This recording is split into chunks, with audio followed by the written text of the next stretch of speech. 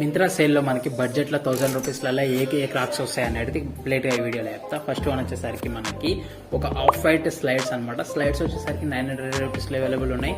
మనకి link open చేసి కొత్త అకౌంట్ క్రియేట్ చేసుకొని మనం బై చేసినాం అనుకో ఓన్లీ 700 రూపీస్కి స్లైడర్స్ అయితే వస్తాయి. నెక్స్ట్ మనం స్లైడర్స్లో చూసుకున్నట్టయితే బ్లాక్ కలర్ స్లైడర్స్, ఇది అరౌండ్ 900 ఉంటుంది.